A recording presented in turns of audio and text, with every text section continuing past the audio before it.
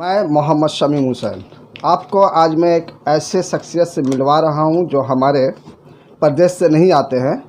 वो यूपी से यहाँ पे ममता दीदी के प्रचार के लिए 1.5 महीना से आए हुए हैं। आइए हम उनसे मिलाते हैं। समाजवादी पार्टी के वो नेशनल सेक्रेटरी है और उनका नाम है दानिश खान, जिसे लोग प्यार से डीके भी कहते हैं। दानिश भाई, आपका इंडिया आई न्यूज़ में इस्तकबाल करता हूँ। वेलकम।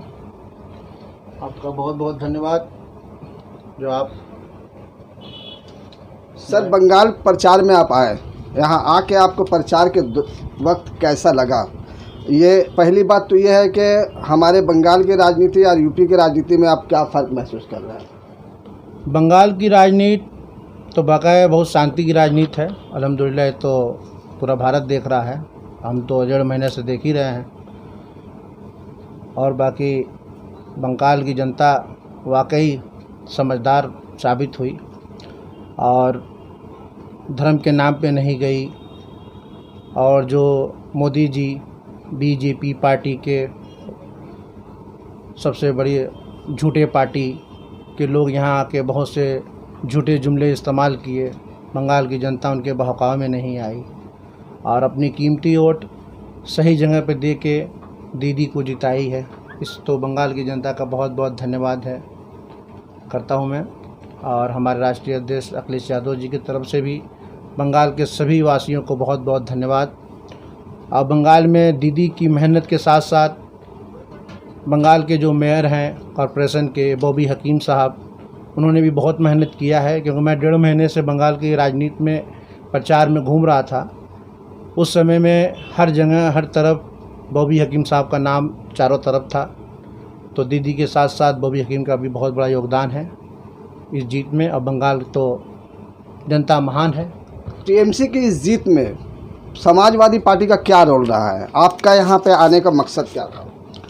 हमारा मकसद ये था कि उत्तर प्रदेश से योगी जी, अमित शाह जी और मोदी जी जो लगातार सारे लोग झोंपा बांधे हुए थे बंगाल में दीदी के चुनाव में, अपने झूठे वादे जो देने चाह रहे थे, तो हम लोग भी यूपी से आके दीदी के सहयोग में राष्ट्रीय अध्यक्ष जी का आदेश हुआ कि आप जाइए बंगाल, चुनाव प्रचार में आप शामिल होइए। हम आए, यहाँ पे बहुत जगह भी गए, बहुत सी सीटों पे भाषण दिए। हमने सबसे कहा है कि भाई जो योगी जी आ रहे हैं उत्तर प्रदेश से, तो योगी जी जो है ये जो कह रहे हैं कि बंगाल में जो है विनाश हो रहा है, बंगाल में लोग गुंडा पार्टी लोग है, तो सबसे बड़ी गुंडा पार्टी तो खुद योगी जी हैं और भाजपा पार्टी है। योगी जी कह रहे हैं कि यहाँ पे औरतें महिलाएं सुरक्षित नहीं है, तहफ़्फ़ुज़ उन्हें नहीं मिल रही है, जबकि आए दिन यूपी से इस तरह की वारदातें होती है जिससे कुछ कहा नहीं जा सकता है। तो इस बारे में योगी जी अपना प्रदेश छोड़ के यहाँ आके इस तरह की भाषण दे रहे हैं, उनका इस भाषण से आप क्या बोलना चाहेंगे इस भाषण में? देखिए, सबसे बड़ी बात कि उत्तर प्रदेश का नाम तो अब आतंक का प्रदेश कहा जाता है। पूरे भारत में लोग नाम ले ही रहे हैं और योगी जी के आने से सिर्फ आतंक ही फैला हुआ है। महिलाओं की तो यह हाल है कि शाम को 6 बजे के बाद महिलाएं, बच्चे को लोग अपने घर में अंदर रख देते हैं कि बाहर क्या हो जाए। कहने पे जुमला ख़राब होता है, दिल में तकलीफ़ होती है। हमारा उत्तर प्रदेश आतंक का प्रदेश इस समय हो गया है। और सबसे बड़ी बात, बंगाल में जो आके वो झूठी बातें जनता के बीच में जो कर रहे थे कि दीदी जो है यहाँ पर आतंक होता है। बंगाल में इतना शांति है कि मैं चुनाव प्रचार में रात के 2-2 बजे हमारे जानने वालों ने खाना खिलाने होटल पे ले गए। 2:30 बजे तक, 3 बजे तक मैं गया हूँ रात में। तो जिस होटल पे खाना मैंने खाया, वहाँ पे अच्छे फैमिली के छोटे छोटे बच्चों के साथ लोग रात को 2 बजे 2:30 बजे यहाँ खाना खाते हैं। तो बंगाल तो इतना शांति है कि कोई उम्मीद नहीं है की जा सकती है। तो दीदी के राज में बंगाल बहुत शांति था और बंगाल की जनता ने भी दिखा दिया कि दीदी बंगाल के लिए है और बंगाल उनके लिए है। तो ये जीत दीदी के साथ साथ पूरे बंगाल की है। आप बंगाल में कहाँ कहाँ दौरा किए हैं? बंगाल में जो है हम जो है आपका मिदनापुर भी गए हैं और ये आपका रानीगंज भी है, आसनसोल। और दीदी जो है जहाँ से चुनाव जीत चुकी थी तो उनको ज़बरदस्ती हराया गया है, नंदीग्राम। उसके बाद बॉबी हकीम साहब का और मदन मित्रा जो है कमरहट्टी वहाँ गए। उसके बाद सन्नो कमल शाह जी थे, सुब्रतो मुखर्जी जी के चुनाव प्रचार में कई दिन रहे, 12 साल चिरंजीव चटर्जी जी जो फिल्मी स्टार थे। तो बहुत सी जगह भी हम गए और सब जगह हमने देखा कि लोग बंगाल की जनता एक तरफा है दीदी को वोट देने के लिए, और बंगाल की जीत में दीदी का बहुत बड़ा योगदान था। और साथ साथ बॉबी हकीम साहब भी योगदान बहुत अच्छा दिए हैं, मैं उनका भी बहुत बहुत धन्यवाद कहूँगा। बंगाल की जनता का भी बहुत बहुत धन्यवाद कि आपने बहुमत से जीत बंगाल को दिलाया है। ये बंगाल की जीत बंगाल की जनता की है और इंशाल्लाह उत्तर प्रदेश में 2022 में योगी जी को भी हम लोग हटाने का पूरा काम कर रहे हैं, उठा के फेंकेंगे इंशाल्लाह। और 2024 में हम लोग सब मिल के मोदी जी को फेंकेंगे। हमारी उम्र तो छोड़ी, आने वाले 2-4 पुश्त भी इंशाल्लाह भारतीय जनता पार्टी की सरकार भारत में बनने नहीं देंगे। एक प्राइम मिनिस्टर होते हुए कोरोना काल में उनका यहाँ आना बहुत ज़रूरी था या अपने पीएमओ ऑफिस में बैठ के काम करना उनको लिए बहुत ज़रूरी था? देखिए, सबसे बड़ी बात तो बता दें, झूठ की बात जहाँ तक है, मोदी जी जो सत्ता में 7 साल पहले लोग आ गए गलती से, समझिए ये झूठ के बिना पे ही आए। जो पूरे हिंदुस्तान की जनता को उन्होंने बेवकूफ़ बनाया कि आप लोग सारे धर्म के लोगों के सारे अकाउंट, पूरे भारत के हर एक नागरिक के अकाउंट में 15-15 लाख भेजेंगे, नौजवान 2 करोड़ नौजवानों को हर महीने नौकरी देंगे, महंगाई कम करेंगे, बेरोजगारों की नौकरी देंगे। तो पहली बात तो मोदी जी के आने के बाद 15 लाख तो पता ही नहीं चला कहाँ गया। बेरोजगार के जो नौजवान लोग थे वो पकौड़े तलने पे आ गए। जब मोदी जी नहीं थे तब सिलेंडर का दाम 450 रुपया था, आज मोदी जी की राज में 900 रुपये तक का सिलेंडर पहुंच गया। मोदी जी नहीं थे तो सिलेंडर पेट्रोल के दाम 55-60 रुपये थे, आज मोदी जी के आने के बाद 100 रुपये तक पहुंच गए। तो मोदी जी अच्छे दिन लाने का जो झूठा जुमला इस्तेमाल किए थे, मोदी जी हमारे जो पुराने जो हमारे ख़राब दिन थे वही लौटा दीजिए। और मोदी जी तो सिवाय झूठ बोलने का, पहले बात तो मोदी जी के हमारे ये भाजपा पार्टी के जो गृह मंत्री हैं अमित शाह जी, जब वो मीडिया के मार्फत लोग जनता को बता रहे हैं कि मोदी जी जो बोलते हैं जुमला है, ये मीडिया भी जानते हैं और जनता भी जानती है। तो जुमले वाले लोग बंगाल की जनता पे आए, बंगाल की जनता को बेवकूफ़ बनाने जो आए थे, तो बंगाल की जनता ने उन्हें कस के दिया है दोनों गाल पे, सीधे वो लोग अपने रास्ता पकड़ लिए हैं। और ये झूठे जुमले का असर बंगाल में नहीं चला। बंगाल के लोग पढ़े लिखे हैं, जाहिल गवार हैं। और एक साथ और भी बताते हैं आपको, 7 सालों से हिंदू मुस्लिम के धन की राजनीति करने वाले वो सिलवानी टोपी वालों को भी तमाचा पड़ा है, जो पूरे बंगाल ही नहीं पूरे हिंदुस्तान में खुराफात मचाया। बिहार में आप लोगों ने देखा होगा।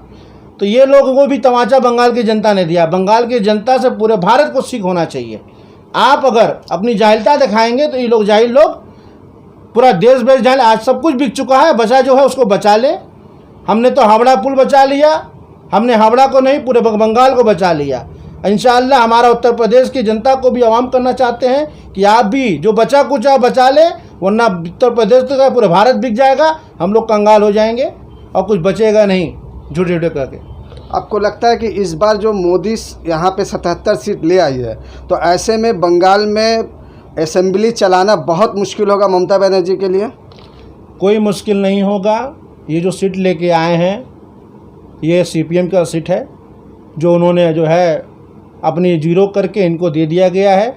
और बहुत से लोग तो बेअक्ल कहते हैं ना कि घर में जो बहुत से लोग बेवकूफ़ टाइप के होते हैं, अब उन लोगों के बारे में नहीं बोलना चाहूँगा। कोई असर नहीं पड़ेगा। दीदी बहुत अच्छा बंगाल को चलाएंगी और इससे सबक हम उत्तर प्रदेश में सीखेंगे और पूरे भारत के लोग सीखेंगे। उनकी हार की जो है शुरुआत हो चुकी है और आने वाले 2022 में इंशाअल्लाह हम लोग बहुमत से सरकार बनाएंगे, समाजवादी पार्टी का झंडा को लहराएंगे।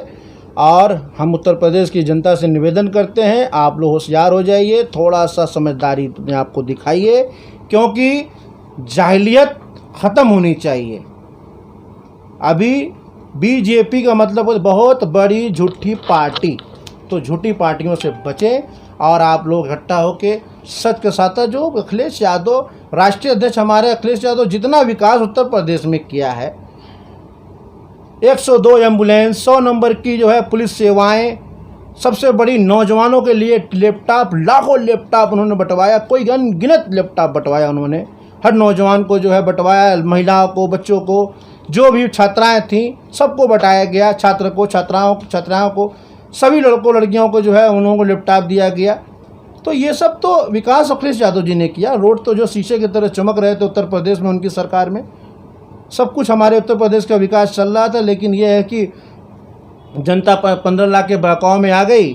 नौजवान जो है सोचे कि करोड़ रुपए की नौकरी देने वाले हैं, बहुत नौकरी मिलने वाली है, तो ये लोग बहकाव में जो है फिर जो है 17 में जो है चुनाव योगी जी को, मैं मोदी जी को जिताया, मोदी जी ने योगी जी को बैठा दिया, सत्यानाश कर दिया पूरे उत्तर प्रदेश का। इंशाल्लाह भारत उत्तर प्रदेश की भी जनता समझदार हो गई है, अपना जब 2022 में अपना जवाब देगी और समाजवादी पार्टी के झंडा को लहराएगी। 2022 में बहुमत की जीत हम लोग बनाएंगे 22 में और 24 में इंशाल्लाह। यहाँ के वोटरों को आप क्या पैगाम देना चाहते हैं जीत के बाद, और ख़ास तौर से ममता बनर्जी को आप क्या कहना चाहेंगे कि ममता बनर्जी इस प्रदेश में किस तरह काम करे कि अगले 5 साल के लिए वो फिर आए? सबसे बड़ी बात है कि दीदी बहुत महान है, और सबसे बड़ी बात है बहुत ही नेक उनका दिल है, सभी धर्मों को लेकर चलने वाला दिल है। एक उनके लिए एक पैगाम मैं दूंगा, मेरे तकदीर के मालिक मेरी एक पहचान लिख देना, मेरे खून के हर एक कतरे से हिंदुस्तान लिख देना। मुझे मस्जिद भी प्यारा है तो मुझे मंदिर भी प्यारी है, कहीं भगवान लिख देना, कहीं रहमान लिख देना। ये हमारी दीदी का सोच है, हमारी समाजवादी पार्टी राष्ट्रीय अध्यक्ष अखिलेश यादव जी का सोच है। इंशाल्लाह दीदी सबसे अच्छा चमचा बंगाल की जनता को, और दीदी को बधाई के साथ साथ बंगाल की जनता को बधाई देते हैं, और साथ साथ फरहद हकीम और बॉबी हकीम साहब का भी बहुत बड़ा योगदान रहा बंगाल में चुनाव जीत में, उनको भी बहुत बहुत धन्यवाद देते हैं कि बंगाल में सरकार बहुमत से बनी। और बंगाल की सरकार तो साथ साथ बंगाल की जनता की सरकार इस समय बनी है, और इससे पूरे भारत को सीखना चाहिए।